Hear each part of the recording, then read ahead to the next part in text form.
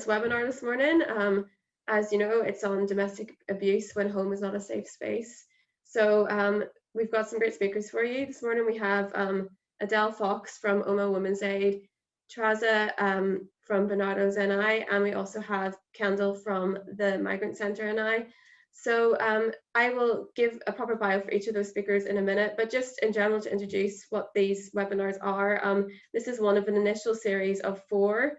So as I said, this one's on domestic abuse, but we've also decided to hold other ones on childcare, which has already taken place, on Black Lives Matter, and also on some of the court issues that have arisen during lockdown and the pandemic.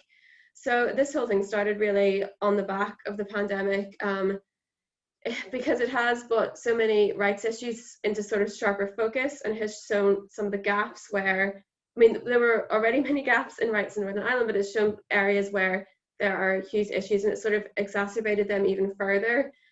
So yeah, we just wanted to take a look at some of those problems really in our society and how a rights-based approach could be taken to improve things in future, particularly as well as we hopefully come out of lockdown and as the pandemic sort of begins to ease. So yeah, this all started really with the Transitional Justice Institute at Ulster University, just wanting to do some sort of shared project with the Equality Coalition, which I coordinate, and the Human Rights Consortium, which my colleague Helen coordinates, and she's handling the technical issues at the minute for us. I've actually realised I didn't properly introduce myself. So I'm Robin Scott, and I am the coordinator of the Equality Coalition. I am based within CAJ, though, which is a human rights-based organisation. But yeah, the 3 organisations have basically come together just to hold this series. So I was always very keen for us to take a look at domestic abuse, just because even before the pandemic, according to the PSNI's own figures, there had been like a 15-year high in the terms of the number of domestic incidents that were being reported.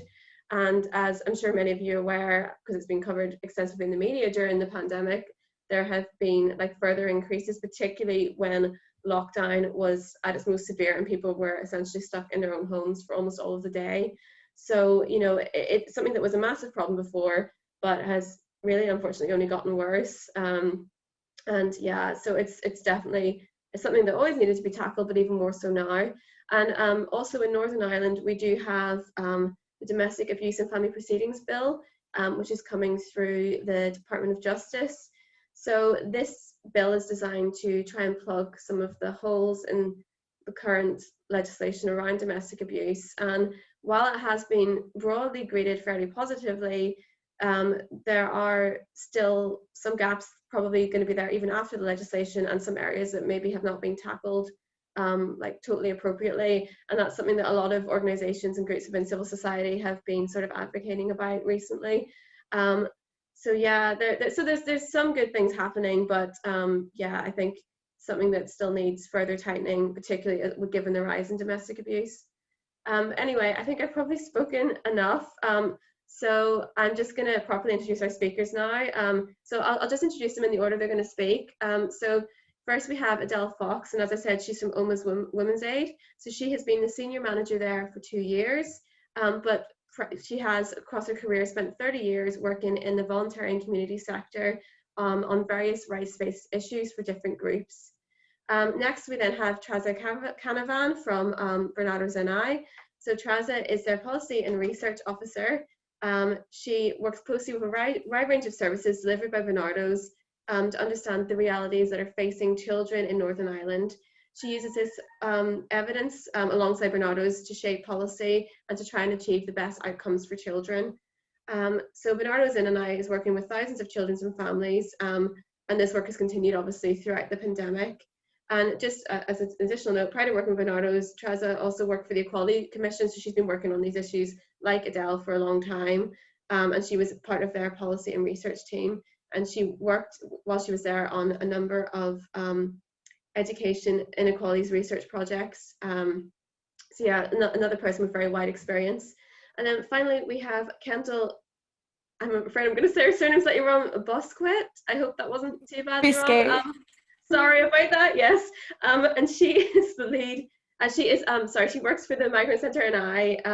She is the project leader of the Lead, Achieve, Aspire project. And through this role, she has submitted evidence to the NI Assembly's Committee for Justice on the proposed Domestic Abuse and Family Proceedings Bill, which I was talking about briefly there, regarding the impact of domestic abuse on victims from migrant and BAME backgrounds. So I hope I didn't get any details too badly wrong in those bios, but yeah, that is our great speakers, and as you can tell, they all have a lot of different experience on this area and are very knowledgeable. So I think without further ado, if Adele is ready to speak, I will switch over to her and mute myself.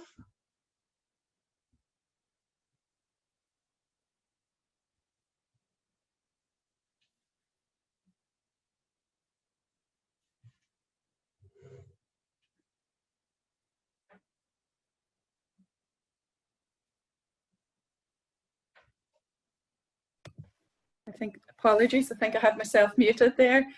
I said good morning everyone, and thank you for the opportunity to be part of the conversation. Helen very kindly is going to do the technical moving on of the short presentation. As Robin had said, I work for OMA Women's Aid, and OMA is one of 9 Women's Aid groups across Northern Ireland, and then obviously we have the Federation, the Women's Aid Federation Northern Ireland, who sort of are overarching in terms of supporting us with policy, campaigning and other more strategic elements of the work. As we know, domestic violence isn't a new thing, and I suppose for us the concerns around COVID-19 is how, you know, the COVID itself and the conversations around it have shone a light on the issue, but it's certainly not something new. Helen, if you're okay to move on. I'm sure most of you are aware of the definition. The definition that Women's Aid would use around domestic violence is that it is the intentional and persistent physical and emotional abuse of a woman or of a woman and her children in a way that causes pain, distress or injury. And for us, the words intentional and persistent are particularly important because we see and recognise the behaviour that women and children are experiencing as being intentional and not as one-off incidents. They're a pattern of behaviour. In the Stopping Domestic and Sexual Violence Abuse Strategy of 2016, government defined domestic violence and abuse as threatening, controlling, coercive behaviour, violence or abuse, and that can be psychological, virtual, physical, verbal, sexual, financial or emotional, inflicted on a person regardless of age, ethnicity, religion, gender identity, sexual orientation or any form of disability, either by a current or former intimate partner or a family member. So it's wide ranging. I suppose from that, and what we know about that is that domestic abuse knows no boundaries. It can happen to anyone at any point in time. And as Robin had said earlier, when we look at the prevalence of domestic abuse, sorry Helen, while COVID-19 has exacerbated the issue and created, I suppose, additional risks around domestic abuse, it certainly, in terms of prevalence, hasn't changed in terms of, you know, it's not a new thing. It's not something that has just materialized recently. As Robin had said, last year, the police recorded a 15-year high in terms of reporting of incidents, where there was, in 2018 into 19, 31,682 reports to police. That's massive. It's one of the highest. It's 16% of all reported crimes are related to domestic violence. That's massive. It's huge in terms of the resources that are required. But the reality is that behind every one of those calls, behind every one of those support calls to helplines or to ourselves at Women's Aid or to Men's Action Network or any of the other support organisations, are people. There are families, and the impact for them and on wider society is massive. So it's not just in terms of statistics. Behind every statistic is a person, and behind every one of those are wider family networks and communities. So this is a massive social issue for us all, and a rights-based issue for us all to try and understand and then find ways of responding to it. I've also put a definition in around, or some commentary around, coercive control, because obviously at the moment it's something that's gaining particular attention because it's now being encompassed into the Domestic Abuse and Family Proceedings Bill. And we would recognise that you never have domestic violence or abuse without emotional or coercive control. The whole purpose of the abuse is to exert control. And it's a very particular type of behaviour, and I think we need to understand much more about that behaviour and the impact of that behaviour on victims and survivors, but also in our own rationale of how we respond and how we deal with things. If we don't recognise the nature of this abuse, if we don't understand what this abuse is about in terms of coercive control, then we're quite often missing some of the long-term impacts for children, for women, and for all, I'm talking about women because that's our particular area of work, but for all victims and survivors. Leaving an abusive relationship doesn't mean the abuse stops, and it doesn't mean the impact of the abuse ends. Unfortunately, it can continue for many years, the abuse itself, but also the impact of that abuse because of the coercive control and the psychological impact of it. Helen, sorry. I'd mentioned briefly earlier some of the incidents and prevalence of domestic abuse. The most recent statistics from police in relation to the lockdown period, so this is from they're doing weekly statistics at the moment, and for the 7 days from the 24th of June until the 30th of June, there were 568 calls to the police around domestic abuse. That was slightly lower than the previous week, which had 40 additional calls, and that's an average of what we're seeing in and around 600 calls to police per week. As I said earlier, every one of those calls, there's a person behind that and a situation behind that that people are living in. Police around this time have been responding on average around 15 minutes to a domestic abuse call. For ourselves in Women's Aid, our statistics for 2018-19, our refuge emergency accommodation, we accommodated 654 women and 421 children. But unfortunately, because our refuges were full, or for other reasons that perhaps we didn't have an accessible bedroom or something like that, we were unable to accommodate a further 381. So we recognise ourselves that the need in terms of housing specifically is undermet. There's a massive issue around that. For women then in the community, we supported over 6,300 women and 5,966 children and young people through our range of outreach services. Some of that could include group work, educative and preventative work, and also support for women to maintain their own tenancies in the community, to stay living in their own homes so that they don't have to leave and move into refuge or other forms of temporary accommodation. And also for women maybe moving back out, to give them some support around resettlement and feeling safe and settling back into the community. You can also see that out of those women that were in refuge, we had 49 women who were pregnant. And in our outreach services, we had almost 160 pregnant women. And in that year, we had 10 babies born in refuge. So it's an ongoing issue in terms of being able to support people adequately. Obviously, then we look at refuge in terms of male victims. There is an issue around that, and that is often something that comes up in these conversations. But we ourselves as Women's Aid recognise that there's a need for greater emergency accommodation across the board to support victims and survivors, and in particular groups with additional support needs, be that women with disabilities or survivors with disabilities, people from the LGBTQ+ community, people from the BMA community who maybe need some additional elements of support around their accommodation provision, and particularly where there are issues of immigration status or matters such as that. Okay, Helen.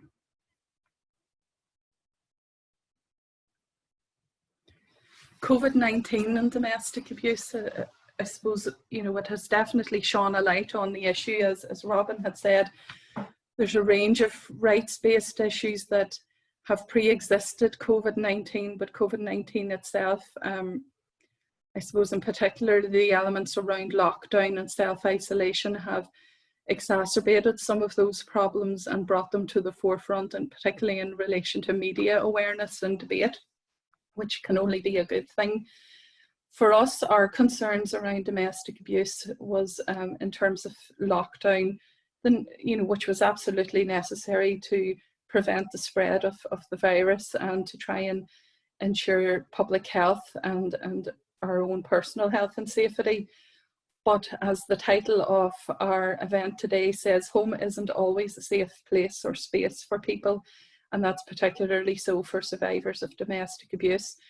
And we would very much have experience of women and from other agencies that we work in partnership reporting in relation to other survivors, that they felt trapped, they felt very vulnerable and particularly at risk as a result of lockdown, especially where they are still living in the same household as the abuser partner or abuser. But also because some of the normal support structures that might be there weren't functioning in the same way as they usually would. Delays in being able to access support or advice or information, and just the way that some services were operating, i.e. not directly, not in-person support, made it more difficult, or makes it more difficult for people coming forward. We also recognised that the whole process of self-isolation, social distancing and lockdown would very likely be used as a further tool of coercive control and abuse by abusers. We have had instances where women were saying, you know, he was even more closely monitoring my movements and preventing me going out. I had even less opportunity to be able to lift the phone and ask for help, or just to have a listening ear and some advice and support. The fact that children weren't going to school throughout this period, also across the board, not just in relation to domestic abuse, but in terms of safeguarding, you know, there were increased concerns about agencies, but particularly schools, not being open as one of our means of identifying, being an early intervention process and identifying risks for children, not just in relation to domestic abuse, but in relation to a whole lot of other issues.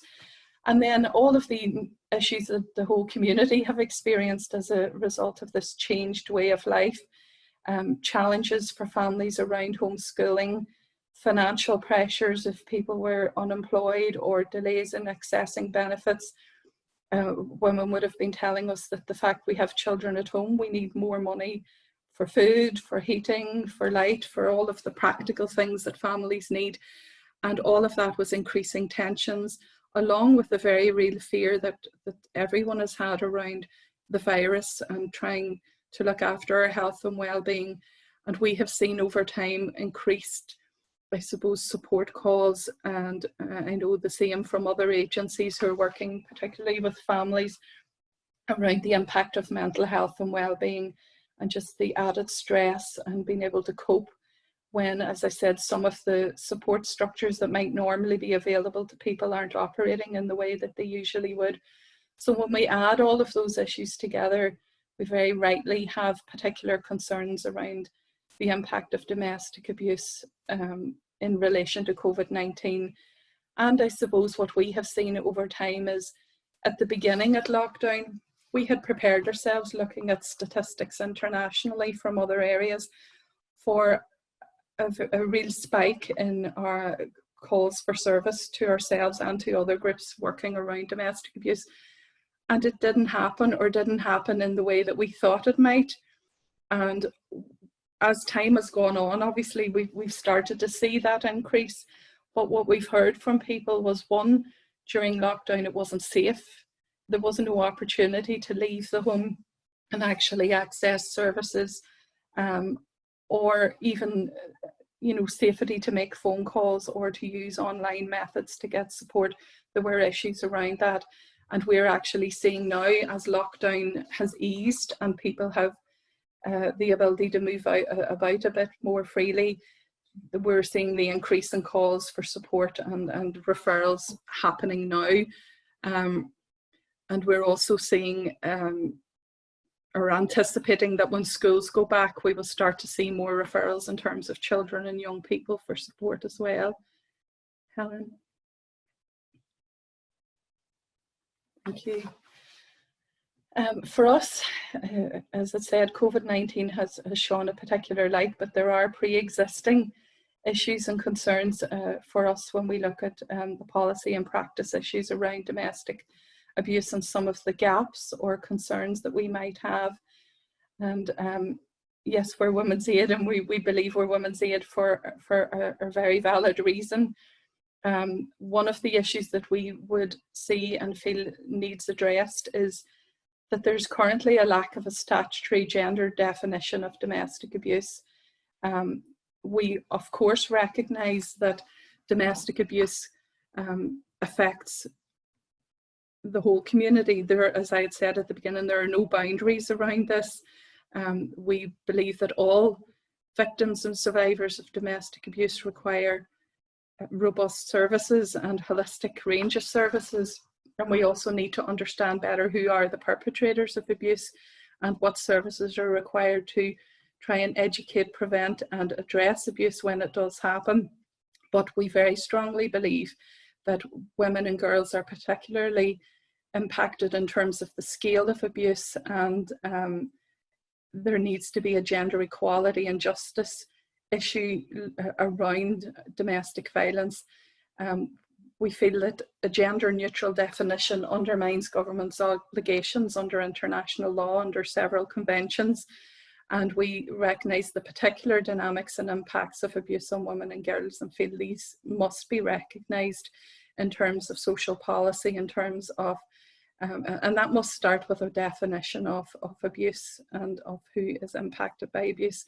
And I think that leads on to what we know about abuse. I think we're continually learning, and rightly so. We need a better understanding of the who, what, wheres and whens of abuse, more robust statistical information and research. We need to know better about the demographics, as I said. Who are the victims and survivors? Where are they? Are there specific issues and needs for different groups? i.e. does a woman survivor from a particular cultural or ethnic background have different or additional experiences to others? Are there different issues for males? What about people from LGBTQ communities? We need to have better understanding of all of those issues and of the perpetrators and the range of behaviours and interactions between those behaviours, so that we can respond more effectively and holistically to those issues and needs.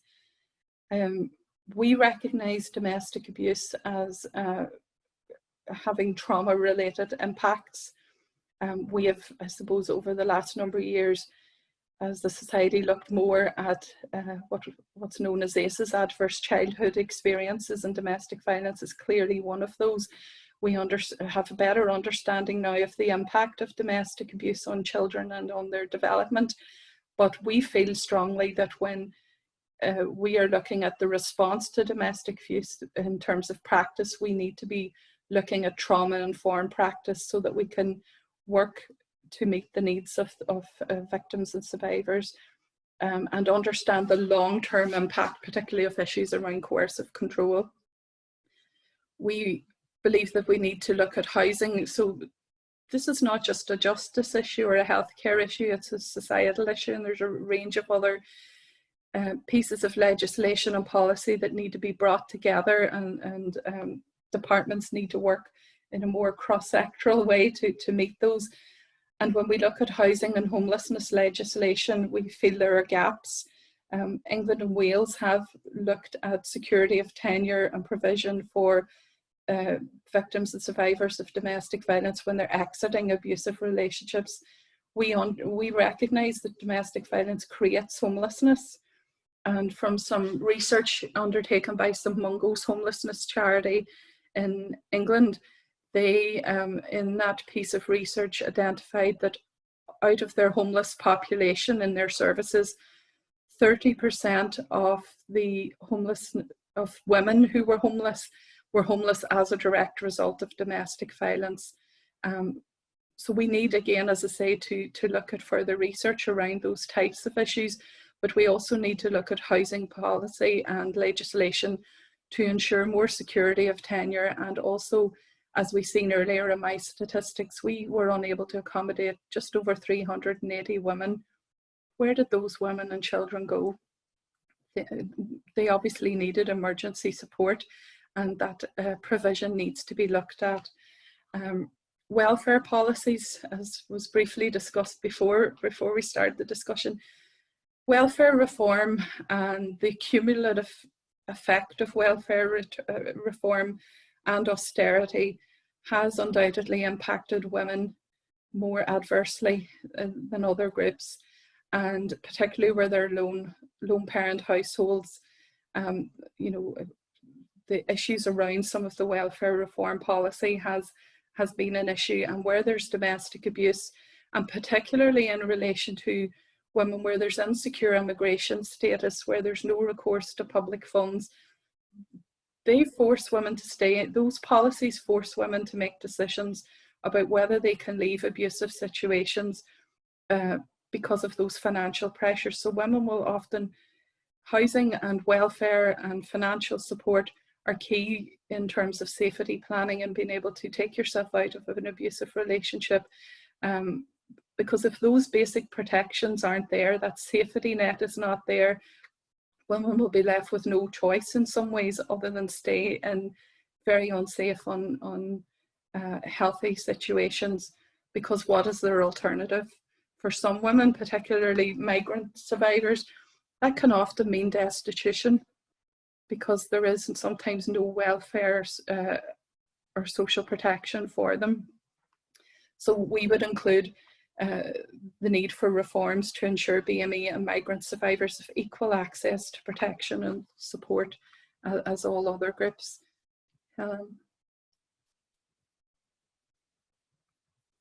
We also advocated as part of the bill in terms of, sorry, we're one ahead of ourselves there, Helen. For the need for domestic abuse. Sorry, just to interrupt, we are kind of running a bit over time at the minute. So if possible, if you could try and sum things up in the next minute or two, that would be really good. I'm sorry, because I know there's a lot of detail there. Apologies for that. We also are advocating for the need for the Domestic Abuse Commissioner in their office in order to, I suppose, ensure scrutiny, accountability, and to campaign and advocate around issues of domestic abuse.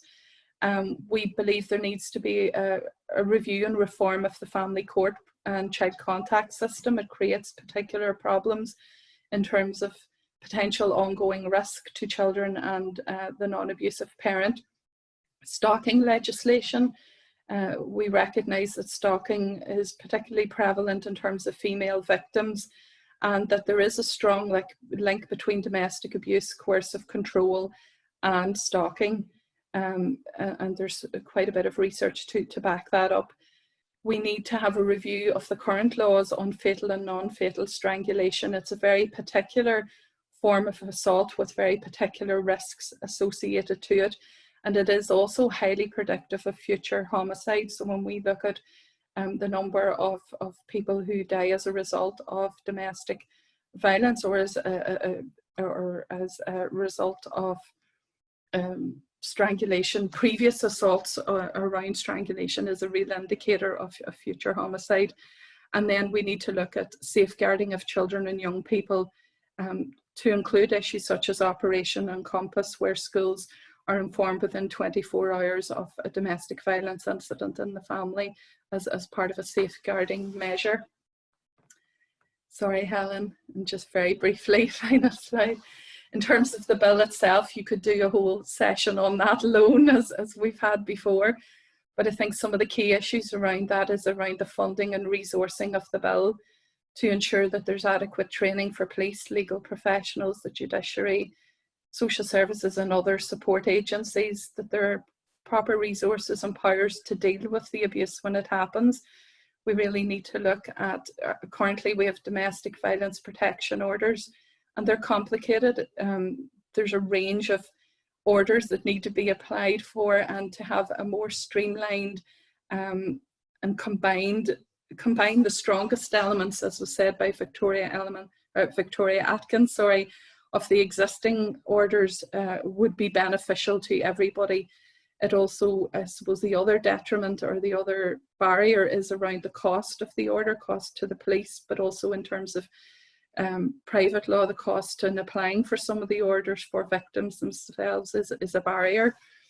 The issue around the definition in terms of violence as opposed to abuse, we would have incidents where judges are currently not giving orders because there's no physical abuse, and that really is a misunderstanding of what's happening in terms of domestic abuse.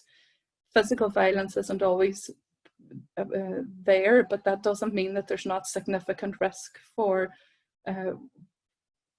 survivors and victims. And then obviously the safeguarding concerns around the issues and challenges about some of these orders, and then issues around special measures where we need to look at cross-examination and women being required or victims being required to give evidence in person, and some of the additional concerns that would come with that through the proceedings themselves. And then the evidential threshold is another significant factor. Helen, sorry, I'm rushing through a wee bit here, folks. And then there's just a brief link here, and they'll be put up, I know, at the end and sent through to people just in terms of where there's some sources of support. Thank you. The whirlwind. Sorry, Adele.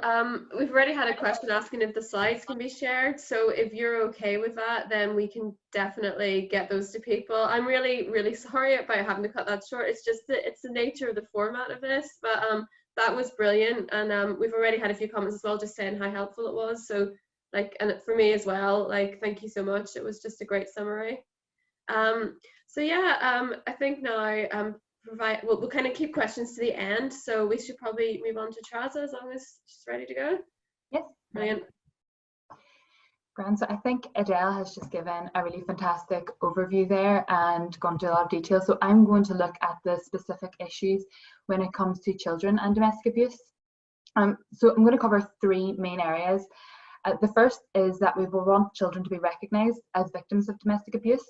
The second is that the implementation of legislation and support services around it are as important as the law itself. And finally, we must recognise that domestic abuse can happen in any relationship, including teen relationships. So children as victims of domestic abuse. Children don't need to witness domestic abuse happening by sight or sound to be affected by it. We know that the impact of domestic abuse is felt right throughout a household, and children can pick up on their parents' distress and be impacted by potentially their compromised capacity for parenting in a context of fear when it's right throughout the household, potentially all the time. As Adele mentioned, domestic abuse is widely recognised as an adverse childhood experience, and this can have a long-term detrimental impact on a child's physical and emotional development unless they get the specialist service support that they need to deal with the trauma and have the chance to lead a happy and healthy life. Barnardo's UK released a report earlier this year which outlined that children are the hidden victims of domestic abuse and highlighted some of the long-term impacts, which can include a detrimental impact on the child's mental health and development, the risk of harmful sexual behaviour and future cycles of abuse, and also the potential of youth offending. And again, it's really important to emphasise here that this isn't a foregone conclusion. Just because a child's experienced domestic abuse doesn't mean that this will be the path for them, but it does mean that they need special support. It means that we need to meet their needs and recognise the impact on them. We also need to recognise that domestic abuse doesn't occur in isolation. It's often not the one thing that's happened in that household. It can be linked with neglect or also issues such as parental substance misuse. And Adele touched on the issue as well of contact, and we know that the moment of separation in a household where there's domestic abuse, and the time following can be a very high risk period for victims of domestic abuse and the children in the family.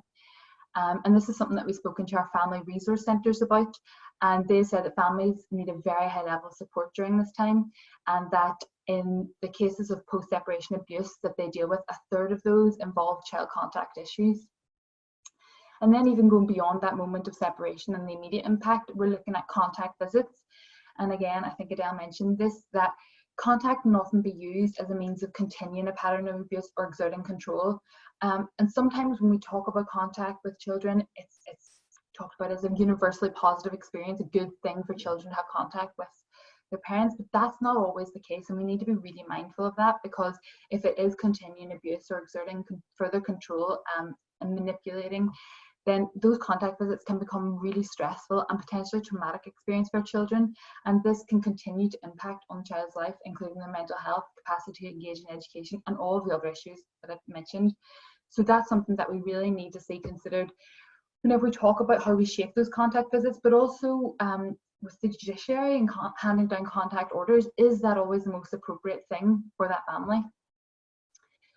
Then looking at implementation of legislation and support services, we can design a brilliant law and on paper it looks fantastic, but unless we implement it effectively, unless the safeguards are actually used, and unless people are actually educated, for example, judiciary and looking at sentences or orders, or the police in terms of how they put together a case, it's not effective. It's not effective if you're not actually putting the safeguards in place for victims. It's not effective if you're not actually using all the tools at your disposal to make sure people are kept and children are kept safe.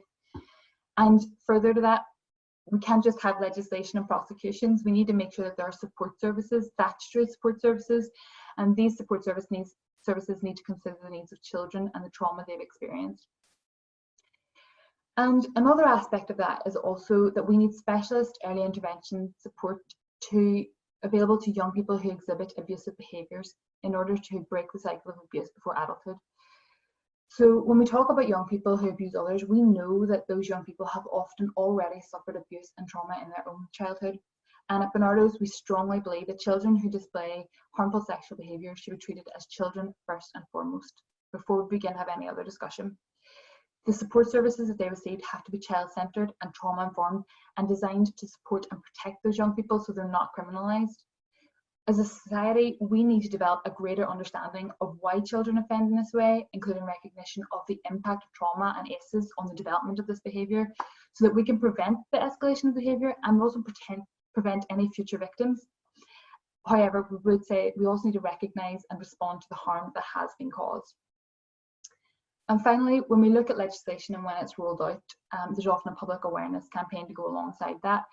And when we talk about domestic abuse, we need to make sure that any public awareness campaign reflects a variety of relationships and scenarios across multiple platforms, which takes me to my final point, which is that we need to be reaching all people. We can't just use traditional methods that we've always relied on, especially when young people are engaging with the world in much different ways. And domestic abuse can happen in any relationship, including teen relationships.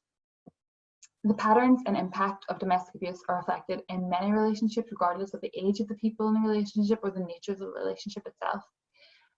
This is something that we've spoken to our Specialist Child Exploitation Service about. They're called SEAM, which stands for Sexual Exploitation Ends Now.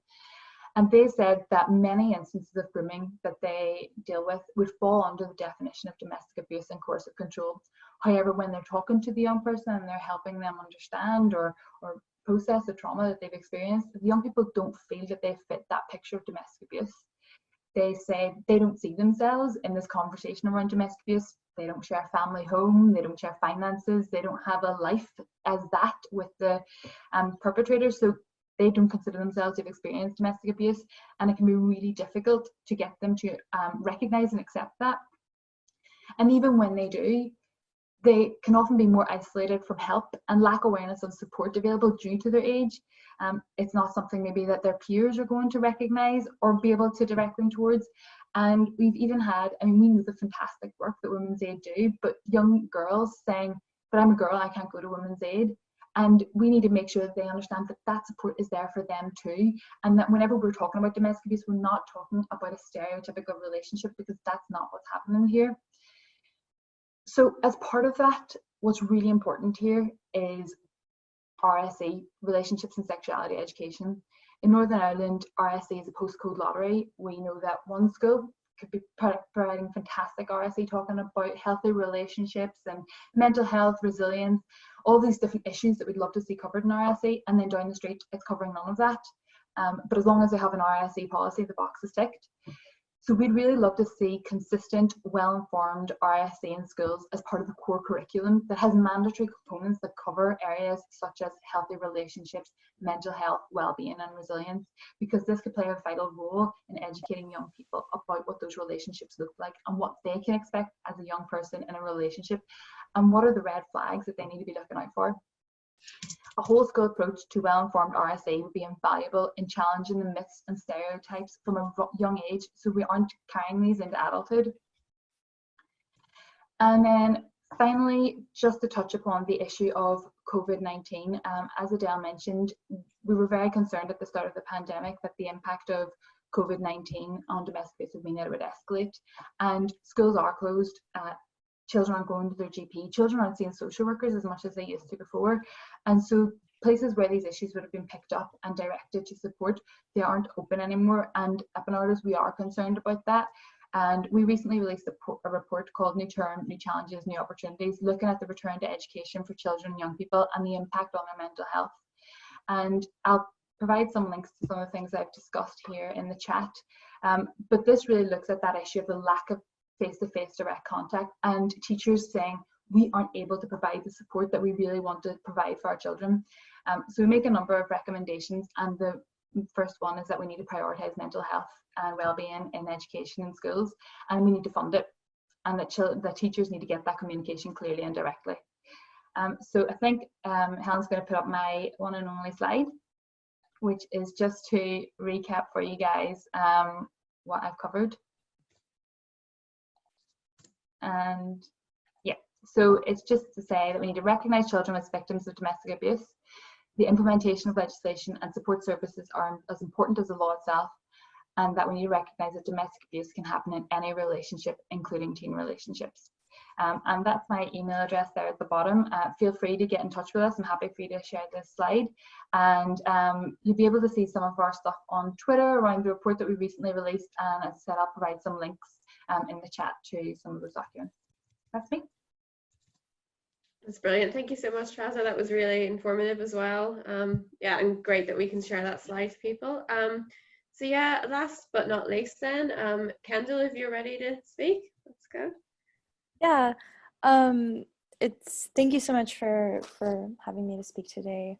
My name is Kendall Bousquet. I work at Migrant Center, and I'm going to talk a little bit today about the impact of domestic abuse on victims from migrant backgrounds and why they may be particularly vulnerable to the dynamics of coercive control that Adele was talking about in her presentation. So just to give you a little bit of background as to who Migrant Center and who we are, we were created with the aim of tackling racism and supporting migrant workers in Northern Ireland. That continues to be our aim, and we would provide services such as EU settlement support and hate crime victim support at the moment. So at the moment, we are not currently offering domestic violence support services, though that is something that, hopefully with more resourcing in the future, we would be able to offer. So to get into a little bit about why victims of domestic abuse from migrant backgrounds are particularly vulnerable, it's important to understand the nature of coercive control, which is essentially, as kind of Adele talked about in her presentation, a dynamic where the abuser will really leverage anything at their disposal to ensure that the victim of abuse is really trapped in this cycle of not only necessarily physical abuse, but also psychological and emotional and financial abuse are often kind of these or not even just often, the emotional and psychological abuse components are always going to be present when people are being physically abused. So for example, as far as risk factors, I guess you would say, or kind of elements that would make a victim from a migrant background particularly vulnerable to this. First and foremost would be kind of language and cultural barriers to accessing resources, but also to kind of even navigating the world that they're living in. So for example, we've seen instances where you know, a victim, a woman, like doesn't have the English language skills to really whereas her partner does, and that is used kind of as an element of asymmetry of power, where, you know, he's the one who's able to communicate with others and you know, communicate with whatever resources the victim might need, and that's kind of held above them. But also kind of the cultural element of knowing, you know, how to navigate the system here, that can oftentimes be quite difficult for people from migrant backgrounds. For example, I guess like a quick example that summarizes this is, so I, as a women's aid volunteer, I was doing interpreting for, and I'm not an interpreter, like it's just the budget's not there. If you're in volunteering, like, and you speak the language, obviously you're gonna jump in. So I was doing interpreting for a woman who was in a really kind of dire situation of domestic abuse, and was entering a women's aid shelter. And then we share, like at the Migrant Center, we share an office space in Belfast with Ballinafi Community Development Agency, who run benefits advice. I was asked to help interpret for a client who was coming in for benefits advice at Ballinafi. It was the same client from Women's Aid. Luckily, I knew her situation and had the women's aid training, so I understood kind of the dynamics of what was going on, like, and why it was particularly sensitive that she was coming in for benefits advice. But like, for example, she was getting benefits, like disability benefits, directly related to the abuse, the mental and physical abuse that she had suffered in her previous relationship. And she was thought that the advice worker was like the doctor who was going to give her a prescription. Like, in the process of being referred, none of this was really explained to her, like in her language or in a way that was she was able to understand. So imagine when you're already like facing this trauma, how disorienting it is to be referred to all of these different places and not really you're kind of at the whim of if someone is in the office who speaks your language or not. It's quite can be quite scary for people. In addition to language and culture, lack of connections, obviously. So one of the things that can be, like, one of the things that we know that, you know, when a victim is ready to leave an abusive relationship, having a support system is huge, and whether or not, you know, the victim will actually be successful in doing that, like having friends or family in the area that they can stay with if they suddenly don't have a home, or that they can rely on for moral support.